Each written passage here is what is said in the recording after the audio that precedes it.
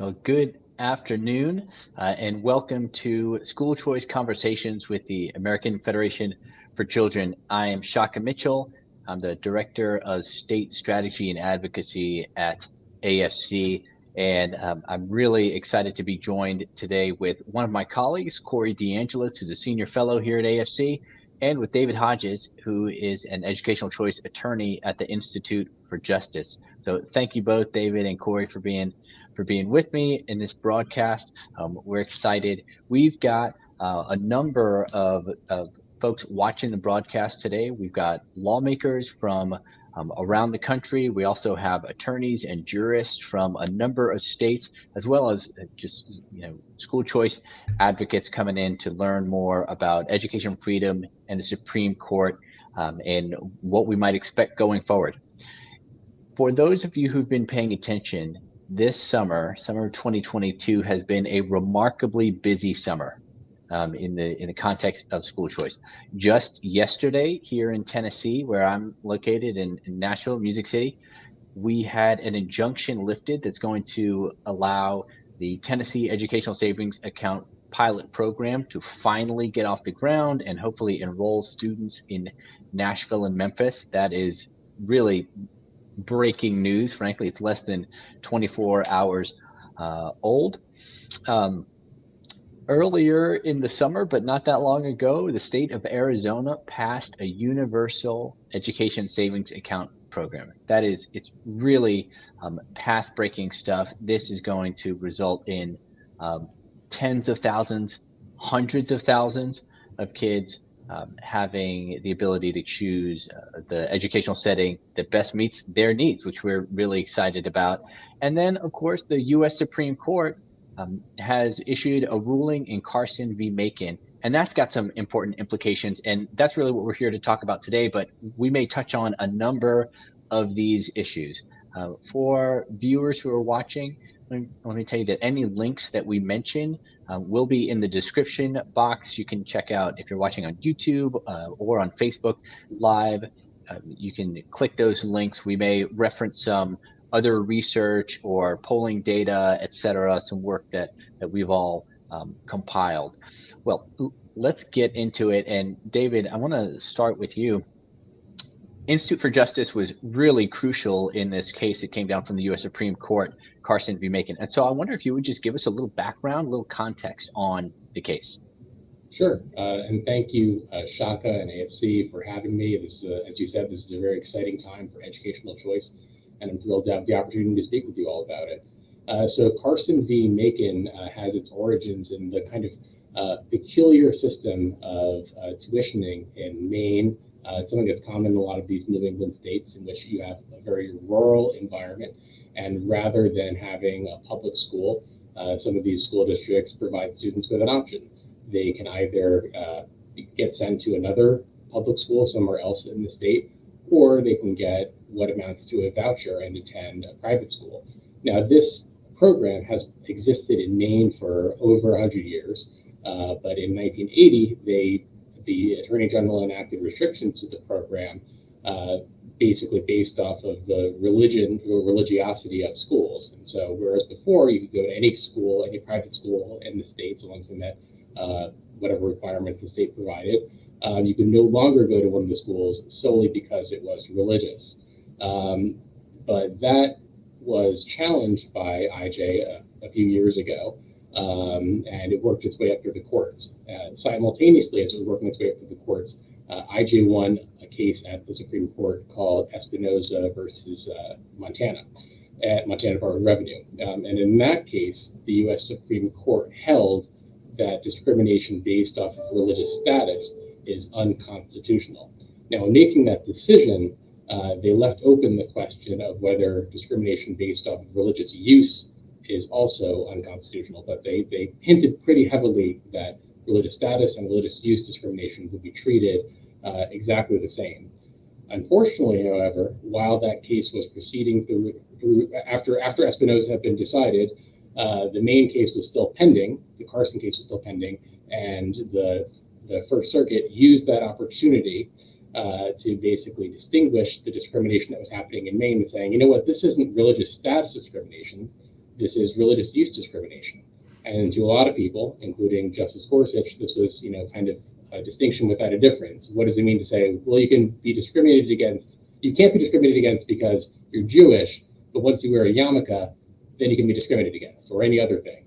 And so this case ended up going before the U.S. Supreme Court 2 years after Espinoza, and we were very pleased to see the Supreme Court basically reiterate what it said in Espinoza, which is that states do not need to enact educational choice programs, but once they do, they cannot discriminate based on religion, and that includes both religious status and religious use.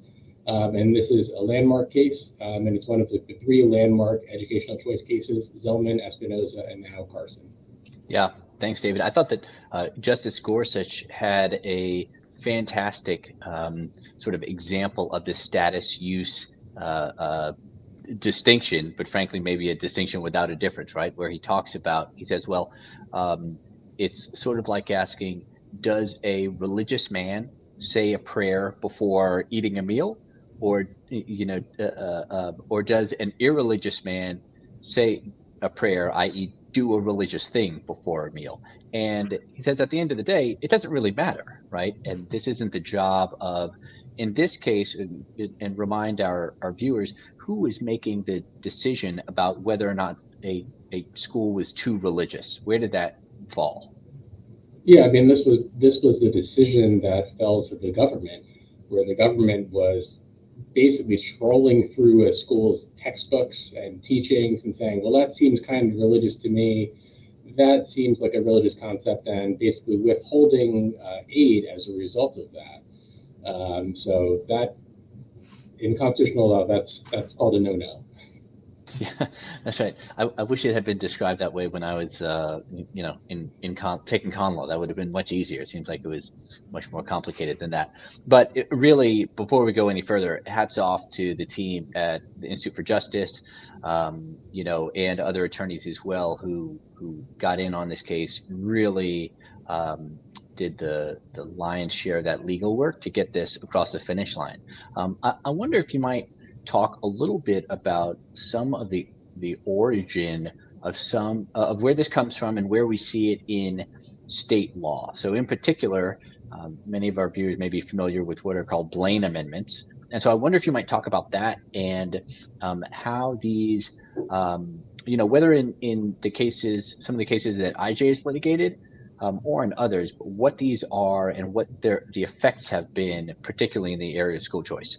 Sure. Well, the Blaine Amendment, ironically, was not an issue in Maine, given that that Senator James Blaine was actually the senator from Maine, but it has cast a long, pall throughout this country. So basically, Blaine Amendments exist in 37 state constitutions, give or take, and these basically had their origins in the kind of pre- and post-Civil War period, where there had been a large influx of Catholic immigrants into this country. And at the time, the public schools, or common schools as they were called, were basically Protestant in nature. And understandably, if you were a Catholic attending one of these schools, or your child was attending one of these schools, you might resent, your kid going to a school where Catholicism was mocked or taught to be not true, where they were using different prayer books and so on and so forth. And so they protested and said, look, so long as you're going to be sending our kids to public school, and teaching them about Protestantism, or teaching them through that lens, we would like our share of the public money. And in response, this anti-Catholic group called the Know Nothings, it rose up beginning in basically Massachusetts, and they spread throughout the country. At the time, the Republican convention was that they were against, I think, rum and Rome and rebellion. And so this was something that was really a part of American society. And for the first couple of decades following the Civil War, these different constitutional amendments were making their way across the country, and they even almost became, within a couple of votes, of becoming an amendment to the federal Constitution, but it fell short. And basically what these amendments do is that on their face, they say that no money can go to sectarian institutions. And at the time, sectarian was simply a synonym for Catholic. So it was basically institutionalizing anti-Catholic bigotry. And these still exist in, again, 37 or so states, state constitutions. But due to these recent Supreme Court rulings, they have effectively been rendered a dead letter by the Supreme Court. And some of the other states, their state Supreme Courts had already taken upon themselves to render them a dead letter, but now, they really are essentially neutered. Yeah, and I wonder, Corey, let's get you in the conversation a little bit. I know that you take a lot of questions, and sometimes heat maybe questions is a euphemism, but I bring the heat. What are you talking about? That's right. You bring the heat. You take the questions. But you hear from folks who say, "Hey, this is actually we need a separation, quote, a separation of church and state." And that's why school choice, that's why they might purport to oppose school choice. What do you say to those folks in before and frankly after a case like Carson? I mean, this wasn't the heart of the Carson case, but it was mentioned in the opinion of the court that school choice programs don't violate the Establishment Clause. And it's for the same reason that Pell Grants at the higher education level or pre-K programs like Head Start don't violate the Establishment Clause, even though the funding, public money, can be used at private religious education providers. It's the same reason why Medicaid vouchers can be used at private religiously affiliated hospitals without violating the Establishment Clause. And the reason for that is because the money goes to the families or the students, and then they have a choice in the matter whether to take that funding to public or private, religious or non-religious institutions. The families and the students are the primary beneficiaries of the funding, and then they have a choice in the matter. What's interesting is you don't see anybody try to make a First Amendment argument against Medicaid or Pell Grants or the GI Bill or any type of pre-K program that can be used at private religious providers. And we've had precedent on this for a long time now. In 2002, there was a Zelman v. Simmons-Harris case. It was ruled, it was in regards to an Ohio voucher program that used public funding. The student could take the funding to a private religious or non-religious institution. And of course, they could still choose to take all that money to the government-run school if they so desired. And the court at the time ruled that it did not violate the Establishment Clause for the same reason that I outlined just a second ago. Right. And just to be clear for folks watching the broadcast, particularly, in the advocacy community or maybe even some of the lawmakers that are watching, one of the key distinctions that the U.S. Supreme Court has now made in a number of cases is that these funds are in fact directed by parents. Right. So this is not a program, for instance, which probably would violate the Establishment Clause of the First Amendment of the U.S. Constitution. These are not programs that single out dollars, so-called public dollars, to only be spent at religious institutions, right? And in direct payments. No, not at all. Instead, these are programs that say, hey, we want to, per our state constitution, we actually want to provide education to kids, and the parents get to decide, where is that child going to sit to receive that education, right? And that might be in a religious school, it might be in a non-religious independent school, it might be at homeschool in a number of settings, and so that parent as the decision maker is really key.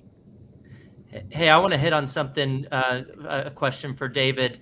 I'm sure you guys have seen that in response to the Carson v. Makin decision, the Maine Attorney General came back and said, well, you know what, then the private schools, if they want to participate in the program, even if they're religious, they're going to have to do all of these other things that the private non-religious schools do. Would you say that's still discriminating, just finding another way to discriminate against religious families and schools, and that'll be another problem with the First Amendment, or what's your take on it? Yeah, I mean, it's a complicated question, but I think that he's going to regret being so transparent with what he's attempting to do over there. In general, when the government has a pretext for discriminating, the courts tend to see right through that. So if this were something where there was like an incidental effect, in which some or certain religious schools decided to not participate or felt uncomfortable about it, that would be one thing. But for the Attorney General to come right out of the gate and say, we're just going to discriminate against these schools by other means, by proxy, I think he's going to live to regret that statement. Yeah, I agree. I saw an article to that effect. Corey, we probably read the same article, maybe in the New York Times, talking about basically a hack, right? A way to kind of work around this decision. I agree with David. I think it's going to be, I think he will regret the transparency that is now public. I also think that it fails to appreciate what the enrollment and admissions process looks like for schools. And having worked with a lot of schools, I can say that the way that like schools, by and large, I can't speak for 100% of independent schools across the country, but the schools that I know do not discriminate. Now, what they may do is they may have a statement of faith, for instance, right, or that people sign, which, by the way, is not that different from many private colleges. They may have a statement of faith or a code of conduct, right, that people sign. And I think what's going to be really interesting is if a family says, we feel comfortable signing this, saying that we adhere to this statement of faith, but we still have whatever, something that runs counter to that. I still think that's going to be a sort of private to private transaction. That's going to be between a family and a private institution. And then the only way to get to it is to get back into this sort of death spiral that David was describing before, where you've got some bureaucrat at the Department of Education trying to decide, were they, did they really mean it? And what is it, if the Department of Education is parsing out the admissions requirements, I think they've got a problem. Right. Well, and that's a deal breaker for many of the private schools. I've done a lot of survey work on this, just asking private schools, if there was this regulation in the program, would you participate or not? The number one regulation that deters private schools from participating is handing over your admission processes over to the state. And we see this at the Louisiana Scholarship Program. That's one of their worst regulations they have involved. And in the first year of the evaluation of the program, the researchers found that only a third of the private schools in Louisiana chose to participate in their program. And the unintended consequence associated with that is that only the families who have the means to pay out of pocket for tuition and fees will be able to access those 2/3 of private schools who threw their hands up and said, no way, I'm not going to participate if you're taking away my ability to have a specialized mission or have this type of faith that we adhere to. It's just not worth it to a lot of the private schools. And what that guarantees, again, is that low-income families will have a smaller choice set when it comes to, even if they do have a school choice program. So, absolutely. Yeah. I something you touched on there on the cost and who is excluded from these programs, or who's excluded from these programs, depending upon the restrictions, reminded me that I wonder if David might comment on something else that the state of Maine tried to put forth. They as I recall, an oral argument tried to make the case that the private schools that were included in their town tuitioning program were, and I forget the precise language, but something like, substantially the same as what kids would receive if they stayed within the public school system. But I thought that your team did a really nice job of frankly destroying that argument and showing that it wasn't the case. I wonder if you might say a little bit more about that. Sure. Yeah, Maine had this argument that the private schools that were funded were providing basically the equivalent of a public school education. The reason why that was ridiculous was because a lot of these schools that they funded were certainly not the equivalent of public school education. These were, the toniest prep schools in the United States. I think some of them may have even been outside of this country. So you're talking about schools like Phillips Exeter, like the Pingree School for Girls. These are schools that cost like, upwards of like $60,000, $70,000, $80,000 a year to attend. They might also be like segregated by by gender, things like that, single sex schools, and they're just providing like a substantively different education than you'll receive at any public school anywhere in this country. And so it just sort of belied the claim that they were trying to provide the secular equivalent of a public school education. Yeah, I thought it was really fascinating. I wonder if either one of you would speak a little bit about existing states that maybe lack a school choice, program, kind of in this case, a private school choice program, where they have really been leaning on maybe their state's Blaine Amendment, to sort of say, oh, that's a bridge too far. We can't do that, and they've kind of been, I would say, hiding behind that justification. Are there states that come to mind where you think, oh, this state or that state might be the next frontier? Yeah, I think that South Carolina is a great example of that. South Carolina is a state where you think that this is a state that should be very friendly toward educational choice for any number of reasons. But based off of how the state constitution is constructed, as well as a decision from a couple of years ago, there's a lot of fear about it. But we believe that a well-constructed educational choice program that takes into account the South Carolina Constitution and the unique decision from a couple of years ago called it Adams v. McMaster should pave the way for a solid and constitutional educational choice program. And I think that no matter where you are in the country, with the exception of a couple of states like maybe Massachusetts and Michigan, educational choice is legal. It's constitutional. There are no First Amendment problems that derive from either the Establishment Clause or the Free Exercise Clause. Now, there may be other things in the Constitution, the state constitution, that you need to be aware of, but the major issues that have confronted educational choice over the past 3 decades from the federal Constitution, those issues have essentially been solved. Yeah, absolutely. Corey, any states come to mind? I don't want to move on. If you wanted to jump David, in. was Idaho one of these states where in the education committee they were trying to make a constitutional argument? I don't know if there's had anything to do with religion though, so I don't know if it's a Blaine issue in Idaho. Yeah, or not. Yeah, no. Thank you so much, Corey, for reminding me. Yeah, they had the opponents of these programs hired the former Chief Justice of the Idaho Supreme Court, and he made a lot of rhetorical sleight of hand in describing how Espinoza affects the Idaho Constitution, and he was giving the impression that that they wouldn't have any effect in Idaho unless certain measures were taken, and that is something that I am sure that he knows is false, and that he felt that he gave that they cast a lot of doubt over this, with the authority that he had as Chief Justice, that it would prevent an educational choice program from taking root.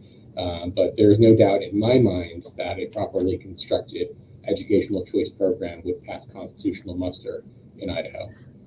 And a lot, this popped up in the questions too, but a lot of these state constitutions have just an education clause. They just say you have to have a system of public education. And this is actually came up in West Virginia after they passed their expansive ESA in 2021. A circuit judge just blocked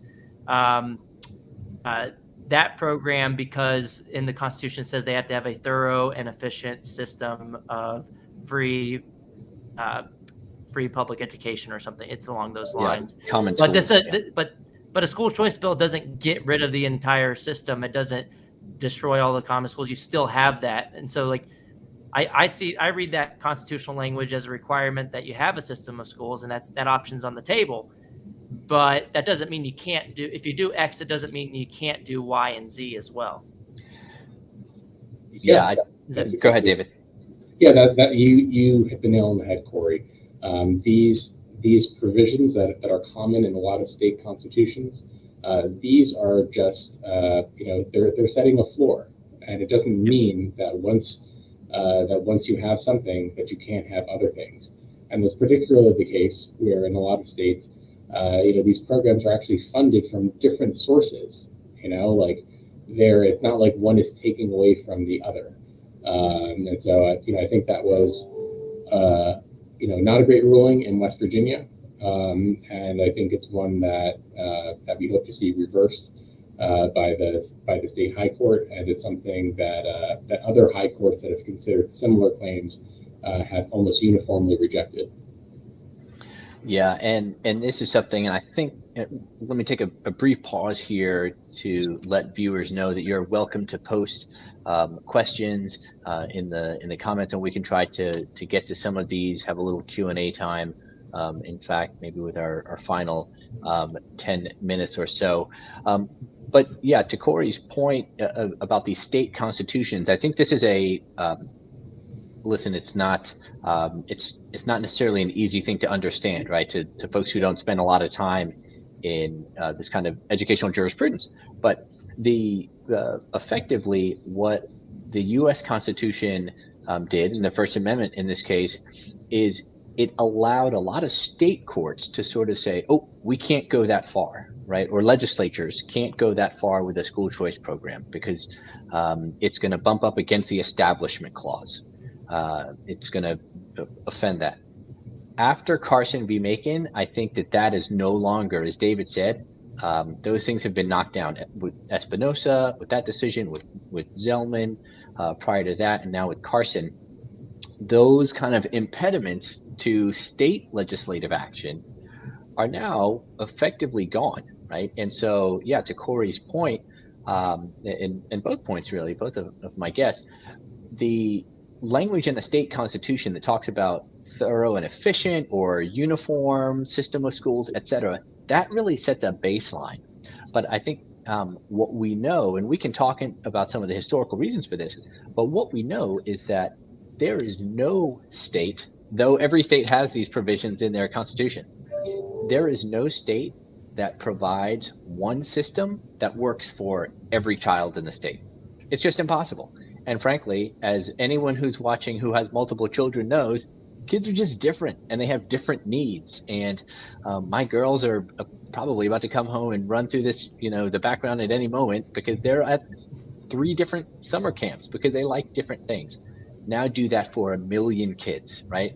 Frankly, do that for tens of millions across the country. And we know that these thorough common schools are not getting the job done. And indeed, and I wonder if one of y'all may speak to this, the system in the U.S. has not always been this way, right? We used to fund a number of different types of schools, and even some other countries do this. Corey, I wonder if you might, if you feel comfortable talking about, what this looks like in other places. I mean, the U.S. is kind of an outlier in this regard. Yeah, it's interesting because a lot of people will point to Finland in education reform and say, we got to do everything Finland does. And then I remind them that, well, Finland has a nationwide system of school choice, essentially like 100% charter schools, and families aren't residentially assigned to one particular place, regardless of the needs of the child. And so it's like, okay, well, let's look towards these utopias in other countries and implement some more school choice. The resource I would point to is Ashley Berner has written a lot about this at Johns Hopkins University. She calls it educational pluralism, but she goes and describes how many different places around the country have more educational freedom than in the United States. I think she outlines Quebec, Canada as well, and other countries. Yeah, thank you, Corey. We've got a few questions in the chat, and I'm going to try to synthesize some of these, and I'm going to do justice to the questions. We've got many coming in, so please extend grace if we don't get to yours. Someone asked the question, and I'll sort of start. What's the best way to increase private school choice? And they give examples: education savings accounts or tax credit scholarship programs. From AFC's perspective, we are pretty program agnostic. At the end of the day, our goal is to see students with the ability and families with the ability to find an education that works best for their kids. And a lot of that is going to depend on the specific state, right? And the particular state. I think Florida is an interesting example where you've had multiple types of programs, right? You've had simultaneously a voucher program, tax credit programs, education savings account programs. And in some ways, we sort of say, let 1,000 flowers bloom. I would say on that point, it's pretty state specific. I would also say, who we should ask? We should ask parents, right? We should ask parents, like, what are they looking for, rather than coming down sort of in a one size fits all. We offer choices after all. So I don't know if anybody else wants to speak to that. Yeah. And it depends on what your state already has, right? And the reality is sometimes things are easier or more difficult to get passed. And so if you have a voucher program or a tax credit scholarship program that's available to, 5 or 10% of the population, you can expand that much more significantly, then that may be a better win than doing a new education savings account program that's limited. So it all depends on the political makeup of the state and the existing programs. And at the end of the day, all of these are steps in the right direction that empower families to choose. They differ in funding mechanisms, and sometimes they differ in the allowable expenses, but we should take any victory we can get. Yeah, absolutely. Here's a question. Maybe I'll send it David's way, and you can just kind of look into the crystal ball a little bit. This question comes from Education Freedom for Oregon. Wonder if you might address whether legislatures will be able to regulate, or are able to regulate, private schools and homeschools, that use ESA money like they do public schools. And I know that IJ reviews a lot of legislation, so maybe you can speak to what you're looking for when you review that type of legislation. Sure.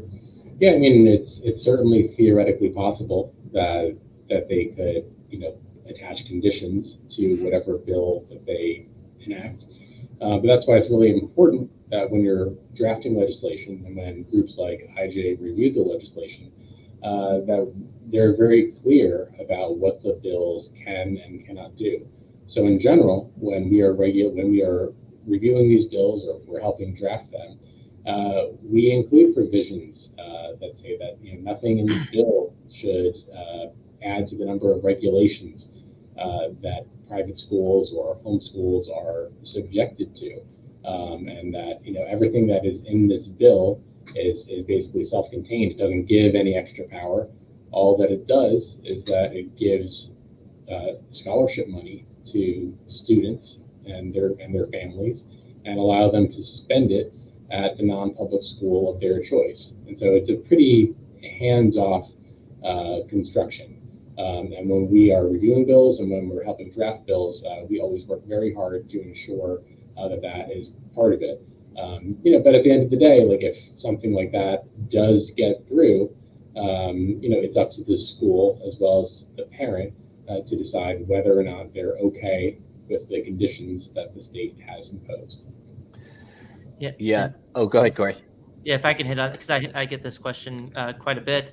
Yeah, I think David's right. You got to pay attention to what's in the actual bill. I've had people, on social media respond by saying that, the government's going to do this or that, but then they hadn't even read the bill yet. The Arizona bill, for example, they don't have a testing requirement. It's very minimal in terms of you have to spend the money on education. You can't go spend it, obviously, at your favorite restaurant or go buy a new car. It has to be used on education. It's a very minimal type of standard to have included in the bill. But as far as, state testing requirements aren't included, and they even separate out in the law in Arizona homeschoolers from ESA students to reduce any likelihood of regulatory spillover from pure homeschoolers who don't accept any of the funding to the ESA students who they might look like they're homeschoolers, but under the law, they will be a separate category.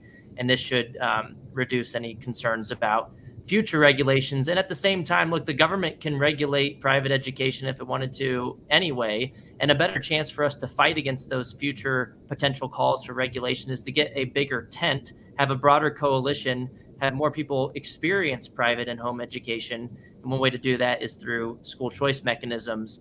And once people get a taste of private and home education, they may be less likely to call for regulating things that are more mainstream. So we want to be careful not to make perfect the enemy of the good, especially in the current system where you have government controlled, government run basically every institutions for about 9 out of every 10 kids. This is a step in the right direction towards liberty and educational freedom, even if it isn't perfection. And every single family should and is in every single program that we've seen enacted able to opt in or out each year, and every single school is able to opt in or out each year based on their own cost-benefit decision-making framework. And I think that's, again, we don't want to make perfect the enemy of the good. This is an incremental win that we should take for freedom and education. Well, I think that last point you make, Corey, is crucial, that these programs, the existence of a school choice program does not make it mandatory for schools to participate, right? That is crucial. And really what these do is they facilitate a relationship between maybe a school and a family, right? And again, as somebody who's spent time working in schools, that relationship is crucial. Parents don't have relationships with their state senator and their state house rep, but you want a tight relationship with the school. And frankly, so schools and school leaders need to think about, as you mentioned, are they comfortable with the various constraints that participation may require? But our goal at AFC, at IJ, at for other of our partners, is to make sure that these things are as flexible as possible, right? So that we can get maximum participation and get it going. There's a question someone asks, basically a question getting to, frankly, our lack of discussion perhaps on resources in the public school sector. And so I only want to give one data point. I don't want to spend a lot of time on this because there are lots of other questions. But again, these programs, if we're talking about money, I think we're talking about the wrong things. I think the right thing to be talking about are, do we have a system that's working for as many kids as possible? In most states, the answer is no. Where I live in Tennessee, we are right now, you've got districts like my own home district in Nashville, Davidson County, doing a victory lap because 1 in 5 of our children can read on grade level. We would say that is not acceptable, right? Yeah. It's not okay. And so this isn't about harming a system or what have you. This is about making sure that kids are thriving.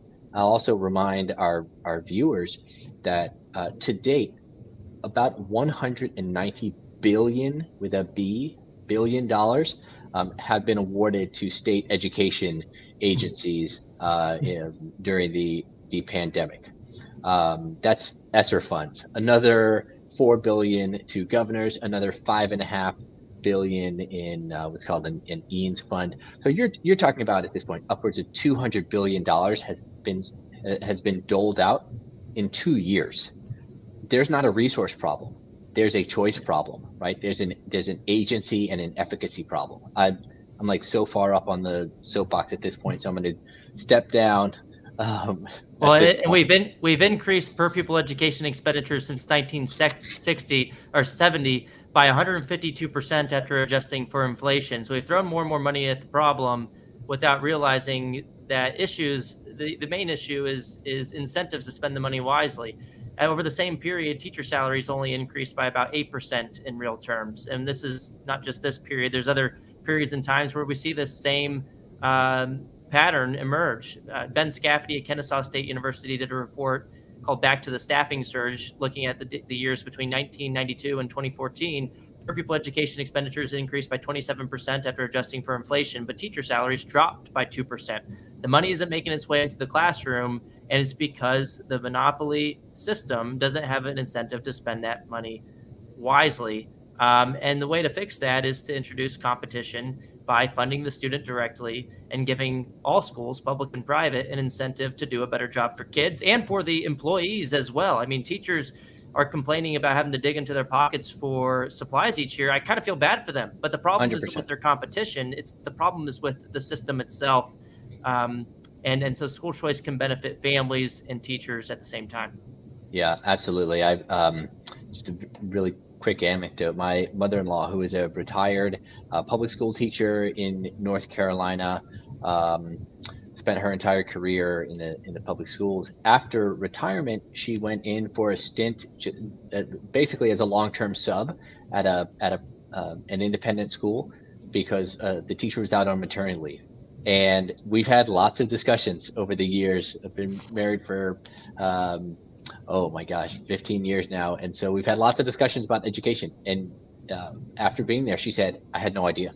I didn't know it could be like this, right? Because she got away from the bureaucracy that was holding her back, that she felt stifled by. So, again, this is something that we really think is important for all people. Imagine if we told teachers you're only allowed to teach in the zip code in which you live, right? We would never do that, but that's exactly what we tell kids. Got a question, David, that is about Maine specifically, and it's what might you expect, or what could the future hold in Maine after Carson? Like, what, practically speaking, what opens up? What opportunities open up now after this case? Sure. Well, prior to this case, if you were a student or a parent, and you wanted to attend a religious school, now keep in mind a lot of people who are not religious or don't belong to a particular religion attend religious schools for whatever reason, better academics, morals. They're having trouble in the public school. So after Carson, if you were in Maine and you were in one of these tuitioning towns, you will be able to go to one of these schools, and you'll have that opportunity before you. And that is a huge change. It's how it used to be up until 1980, but for basically a generation and a half, students and parents have not been able to take advantage of that option.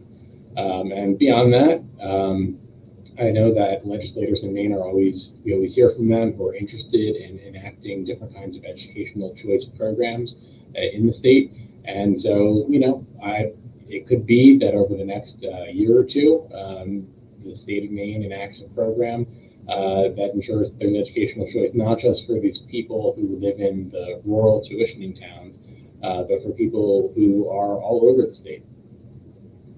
Yeah, thanks, David. I'm gonna ask for an assist from Corey on this, but one of the things that strikes me too is that when a state has a program that effectively says that the money is portable, right? One of the things that it can do as well is stimulate the supply of new schools, right? So that we can actually get schools going to where the kids need them. Right now, where do you find private schools in many cities? Well, you find them in really tony neighborhoods. You find them in places where the people can already afford, frankly, can afford the good private education, or sometimes it's school choice by real estate. When you unlock that capital, I don't mean to get too wonky, but when you unlock that, now you can get schools starting in places where people actually need them, right? In neighborhoods where the schools have been just poor performing for decades. And so I wonder if you've seen that in other places, Corey, if you could speak to any of that.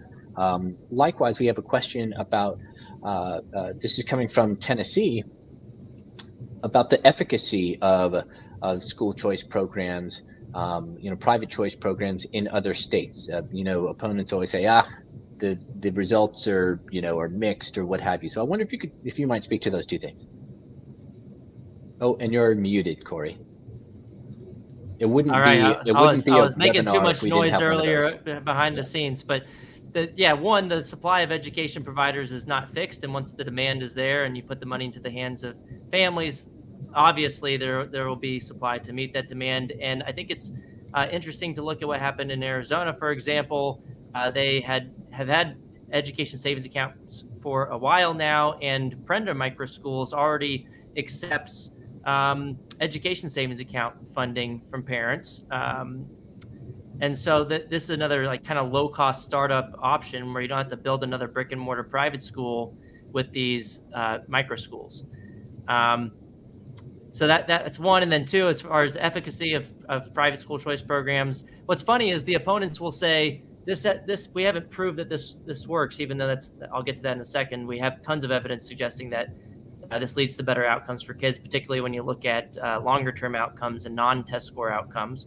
But then two, they'll also try to say that, well, giving families a choice is going to defund the public schools. Well, which one is it? If it's not working for families, why would everybody clamor for these options and choose the private providers if in fact the government schools are that much better? The reality is there's quality is multidimensional. There's a lot of different reasons why a family might not be happy with the school that they're residentially assigned to, even a school that works for the majority of kids. It might just not be the right fit for an individual family. And so just using one metric like a standardized test score is not the way to look at whether something works or not. The way that you find out whether something works is just like the way that you would determine whether anything else works in life when you choose it. Well, did you choose it? One, did you have alternatives that you could choose from? And were you satisfied with that outcome? If people are choosing it and that option is available, I would call that success of school choice. And in fact, there's been about 30 evaluations looking at satisfaction levels of school choice programs, and just about all of them have found positive effects. You might say, well, what happens to the public schools? We don't want the kids who are left behind in the public schools to do worse. And I'll point out that there have been 28 studies on that subject of competition. 25 of the 28 studies have found statistically significant positive effects of private school choice competition on the kids' outcomes in the public schools too. So competition has been a rising tide that lifts all boats, and public schools up their game in response to competition. I think that's pretty well established in the literature. In Florida, for example, the latest study by David Figlio and his team, I think it was published last year, found that expanding the private school choice options in Florida were associated with improvements in academic outcomes, but also behavioral outcomes in the public schools at the same time. So I think that's pretty well-established literature. And then, if you look at effects for students using the program on things like crime reduction, there have been 6 studies linking school choice to crime reduction. They're all peer-reviewed. I've done 2 of them with Patrick Wolf from the University of Arkansas, and they're all pretty large effects on reducing crime. We've seen school choice reducing teen pregnancies too. In New York City, for example, charter schools in Harlem Children's Zone, there was a peer-reviewed gold standard evaluation using random lottery, finding that kids who won the lottery to attend the charter school in New York City, the females were 59% less likely to report having a teen pregnancy than the students who lost the lottery and were more likely to go into the public school system. So the evidence is pretty clear. It supports school choice, but it shouldn't be that surprising either, because families know their kids best, and they know their kids' educational needs more than any bureaucrat sitting in an office hundreds of miles away. Yeah. I think something you mentioned made me think, and we got a question to this, asking a question from Andrew, asking a little bit about, what the sort of, I guess, public support, the political constituency is like for maintaining, programs like this. And so, Corey, I'm going to ask you to jump back in on this, but what I would say is this, the support for these programs is not limited. Even a program that, say, the town tuitioning program in Maine, that's now open to families who might choose a school, with not just religious affiliation, but with religious, teaching or practices. The support isn't just among religious parents, right? We are seeing really widespread support. Frankly, I would say you should go ask the legislators in your state where they send their kids to school. That's always really instructive, right? That regardless of political stripes, we see that they disproportionately send their kids to private schools, regardless of how they vote on these programs. But Corey, you want to speak a little bit about what we're seeing about the political will to enact and maintain these programs, maybe across the country? Yeah, school choice for me, but not for thee. That's my favorite thing to share on Twitter. But look, the latest Real Clear Opinion research polling from February 2022 found 72% of Americans supporting school choice, and there was supermajority support among Republicans, Democrats, and independents. So when it comes to the people on the ground, the constituents, this is not a partisan issue, and families from all backgrounds support school choice. And then when it comes to the political constituency with these programs, I think that families essentially become a new special interest group, and they're more powerful than the teachers unions in a way because they care about their kids more than anybody else, and they'll fight for the right to educate their kids as they see fit, harder than anyone will ever fight to take that right away from them. So I'm optimistic looking forward because parents have woken up over the past couple of years with the school closures and just seeing that sometimes they might not be aligned with the curriculum in the schools. All of the problems that we've seen bubbling up over the past couple of years are just symptoms of the larger issue, which happens to be we force millions of families to send their kids to a one-size-fits-all government school system that, by definition, is not going to be able to meet the needs of each individual unique child and their families, and that's okay. Again, it's not a problem with the people in the system, it's a problem with the system itself. And families are finally waking up to the reality that there isn't any good reason to fund a failing government building when you can fund the student directly instead, just like we do with Pell Grants for higher education, pre-K programs before kindergarten. Food stamps, for example, we don't tell low-income families they must spend their food stamp dollars at a residentially assigned government-run grocery store. I mean, that just wouldn't make any sense. The funding goes to the family. They can choose Safeway or Walmart or Trader Joe's or any other provider of the service. The funding follows the decision of the individual family, and I think that's clicking for more families. And I think politicians are also seeing that it could be a form of political suicide to come out against parental rights in education, especially after the past couple of years. And that is because parents have woken up and they aren't going back to sleep, and they're going to keep pressing forward because they felt powerless in 2020, and they're going to make sure they never feel powerless like that ever again. Yeah, well, I might also point to the fact that, again, I pointed to the federal dollars that have been spent, during COVID on education. But those among us, and who are watching, who are parents, may recall that as part of the COVID relief packages, we the federal government deposited money into millions of parents' accounts, right? No strings attached. And we said ostensibly this is to help you with your children. No strings attached. And frankly, the research that I've seen, I know Pew did some work on this. Most parents did in fact spend the majority of that money got spent on educational expenses, right? Parents knew how they needed to spend it. It didn't come with a lot of strings. And so this isn't a call about whether or not federal intervention is right or wrong or makes sense, et cetera. But we already do this with many programs. K-12 education has been, unfortunately, this kind of sacred cow. I want to say one more thing about the constituencies. And it's unique to Tennessee. I mentioned that in Tennessee, we have an education savings account program that our friends at IJ also helped to defend. So that's a program that has, I would say, a more limited constituency in that the kids who are able to use the program are in Nashville, so Davidson County, and Shelby County, that's Memphis. Those are our two largest cities, so it covers the most kids, about 20% of the students within the state. But as far as it goes, it's a limited number because there are a lot of kids between Nashville and Memphis who would also benefit from this, right? This is also there's some income restrictions. And so something we want to see is we want to see these programs as broadened as much as possible.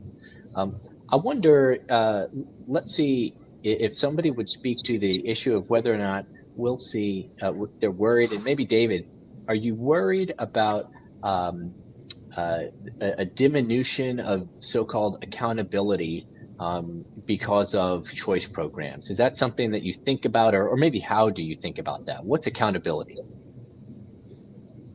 Yeah, I mean, that's a great question. I am not worried about a diminution in accountability as more educational choice programs come up. The reason why is because there already is like a staggering lack of accountability that parents have. I mean, think about it. I mean, I grew up in, a nice suburb of New Jersey, but even though the schools were good and highly ranked, there were a lot of people who were there who were looking for other options but couldn't afford them because going to a private school in New Jersey is exorbitantly expensive. The cost of living is extremely high.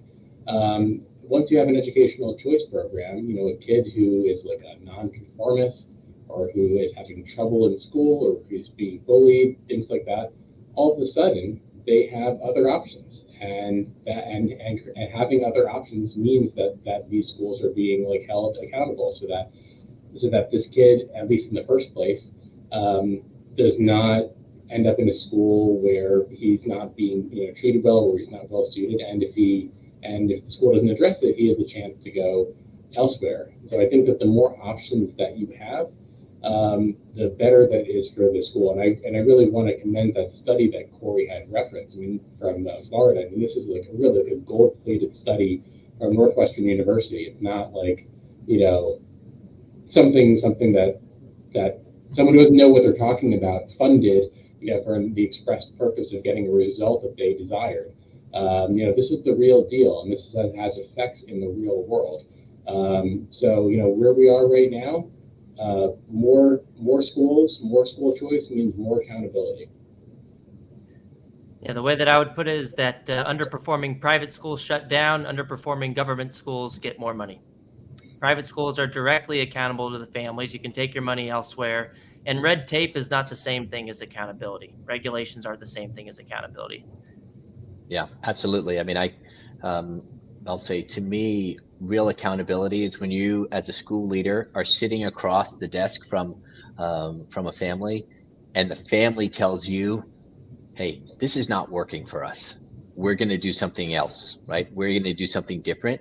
And you talk about when you see schools really become responsive to the needs of their families, when that's a live option, when a family can say, hey, we're out, right? We have options beyond just the what we're being served by our zone, by our address. Those are real options. Really excited about that. Yeah. When that happens in the current system, you get labeled as a domestic terrorist. When that happens in the private school system, they have to actually listen to you because you actually have power. You can take your money elsewhere. You're not just that's right. No, you're an engaged parent, right? Right. And I think we'd all say, no, parents are engaged. Don't look at what's in their bank account to make a determination about who they are or sort of their demographics. Like, and frankly, if parents, if we don't allow parents to get fired up about the future and the success of their kids, then what are we doing, right? David, anything final to add? I know that you've got a piece, IJ does, on Blaine Amendments. If anybody wants to learn more, and we're going to drop that link into YouTube and the Facebook comments. But anything else before we kind of wrap up our time? Yeah, well, first of all, thank you again for having me. I just want to say this is a very exciting moment for educational choice.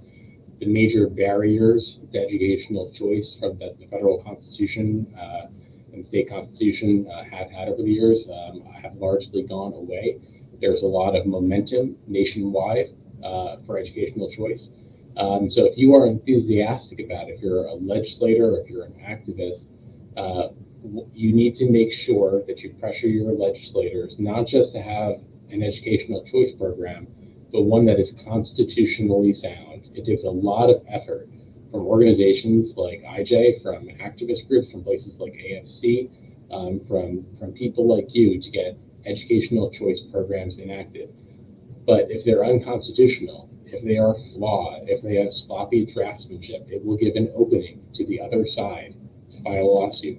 And here's the thing, the other side will always file a lawsuit.